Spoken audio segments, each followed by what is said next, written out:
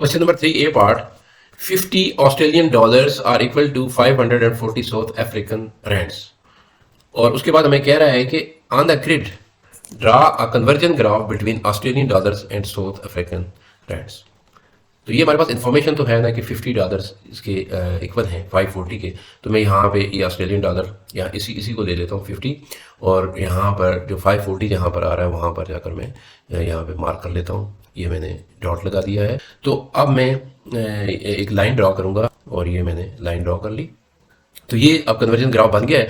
आप कोई भी आपको अगर $30 कन्वर्ट करने हैं तो आप इस $30 के लिए यहाँ पर और फिर इधर आएंगे तो आपको इस तरह से मिल जाएगा कि $30 कितने साउथ अफ्रीकन रैंड्स के बराबर होंगे।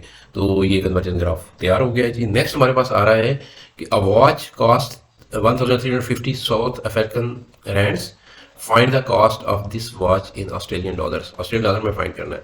अब हम ग्राफ की मदद भी ले सकते हैं, लेकिन ग्राफ चूंकि मैक्सिमम इसमें 600 साउथ अफ्रीकन रैंड्स तक हमें अवेलेबल है, या तो ग्राफ को एक्सटेंड करके हम वो कर सकते हैं। तो इसलिए बेहतर है हम इस इन्फॉर्मेशन को इस्तेमाल करें, सिर्फ ग्राफ में दी गई इन्फॉर्मेशन को इस्तेमाल करें और रेशो की मदद से हम सॉल्व कर लें।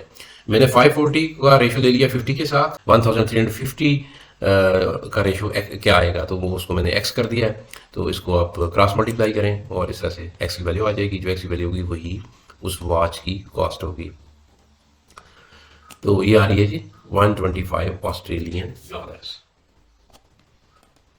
पार्ट बी का sub part 1, leave Sydney at 21:48 local time to fly to Johannesburg. The flight takes 14 hours 15 minutes, ये उसका ट्रैवल टाइम है जी। और the local time in Sydney is 8 hours ahead of the local time in Johannesburg. तो 21:48 ये Sydney के मुताबिक वो fly उसने उसका जो डिपार्चर टाइम ये आ रहा है। लेकिन अगर हम जोहान्सबर्ग के मुताबिक देखें तो हमें 8 जो आवर्स हैं उनको लेस करना पड़ेगा। तो इस तरह से हम जोहान्सबर्ग के मुताबिक हो जाएंगे और फिर हम उसमें ये मतलब ट्रैवल टाइम ऐड करेंगे तो मसला सॉल्व हो जाएगा। तो मैंने लिखा 21:48 ये जो टाइम यहाँ पे दिया गया है, और इसमें मैं माइनस कर लेता हूँ ये 8 आवर्स पहले ही, ताकि मैं जोहान्सबर्ग के टाइम के मुताबिक हो जाऊँ। तो मैंने ये माइनस कर लिया और मेरे पास आ रहा है 13:48, यानी 1:48 होंगे जोहान्सबर्ग के मुताबिक जब ये डिपार्चर होगा इस फ्लाइट का। तो अब मुझे ट्रैवल टाइम ऐड करना है इसमें, और वो है 14 hours and 15 minutes। और इस तरह से जो टाइम बन रहा है वो बन रहा है 27:63। तो 1 घंटा होता है 60 मिनट्स का। तो इसलिए मैं इसको थोड़ा सा ठीक कर लेता हूँ। तो मैंने 27:63 में जो 63 था उसमें 60 मिनट्स जो थे वो मैंने माइनस कर लिए इस तरफ से, और ये 1 घंटे के बराबर होते हैं तो इस घंटे को यहाँ पे ऐड किया है। तो ये हो गया 28:03। लेकिन क्योंकि एक जो दिन होता है कंप्लीट वो 24 आवर्स का होता है, तो मैं 24 आवर्स यहाँ से माइनस करूँगा तो 4:03 का टाइम मेरे पास आ जाएगा। और ये नेक्स्ट डेट होगी, यानी कि नेक्स्ट डे शुरू हो गया हुआ है, यानी अगले दिन सुबह 4:03 पर ये लैंड करेगा, वहाँ पे अराइवल होगा। आगे बढ़ते, इसको आप कैलकुलेटर में भी डाल कर सकते हैं जिस तरह से आप करें। तो मैंने बहरहाल इसको इस तरह से किया, आप कैलकुलेटर की मदद भी ले सकते हैं।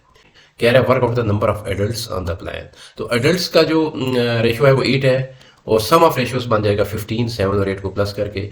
तो मैं 8 एडल्ट्स को चूँकि फाइंड करना है मैंने, तो 8 डिवाइड बाई 15 करूँगा और मल्टीप्लाई बाय इस नंबर को कर दूंगा, मेरे पास आंसर आ जाएगा। ये आ रहा है 168 एडल्ट्स। उसके बाद वो कह रहा है कि in other plane has 420 seats.